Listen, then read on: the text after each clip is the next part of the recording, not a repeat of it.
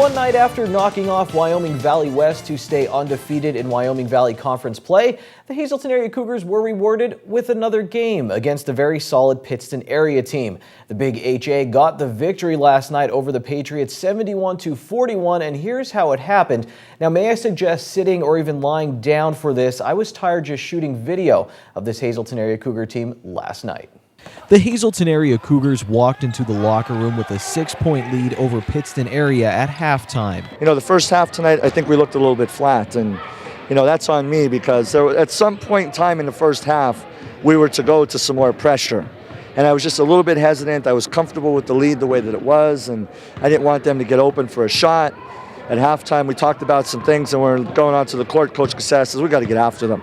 So we went right to the press after our first make, and put the lead up to double digits really quickly, and I don't think they were able to recover from that. In the second half, the Cougars looked like a team that just spent a week at a fancy resort and not a team that just played a tough conference foe the night before and spent the last 10 or 15 minutes in a locker room. The Cougars picked up the pace and the pressure, and it paid off. Here's what playing fast-paced Hazelton area basketball is like. Do what you think is right, more or less. Can't really think.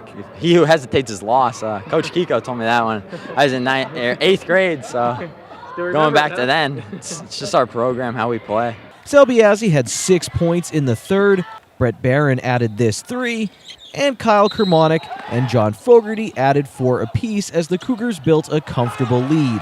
In the fourth quarter, Reynald Santana put an exclamation point on things. Okay, he put 3 exclamation points on things with this steal and dunk. That was our best defensive effort of the year, by far. We've been working really, really hard in that area to get better defensively, and tonight a lot of that hard work really came out and showed. The thing that I'm most impressed about is how our other guys really have raised their level of play since last year. From a guy who was a JV player, John Fogarty, who's our leading rebounder now.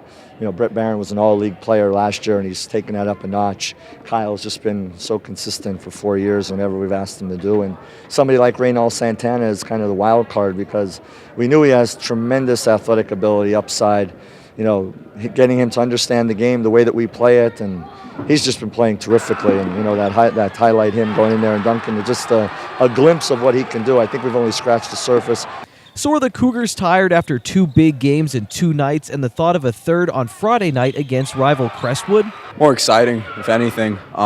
That's what's getting me through this week. I mean, people are asking me, am I tired? Am I not tired? What's going on? I'm just anxious to just get out there and play and just battle against these other teams. And, 3 good teams we played, and let's get 3 good wins.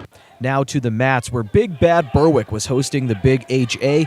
The Cougars' Jimmy Hoffman got things going with a pin at 120 pounds. Anthony Martusio kept things going for Hazelton area. He pinned Berwick's Dylan Lee at 132 pounds. Then Berwick started to bounce back. Brandon Hugh got the 3-2 decision over Keith Lowry in an exciting bout. Right after that, Peter Talanka pinned Hazelton's James Breilmeyer to pull the Bulldogs closer.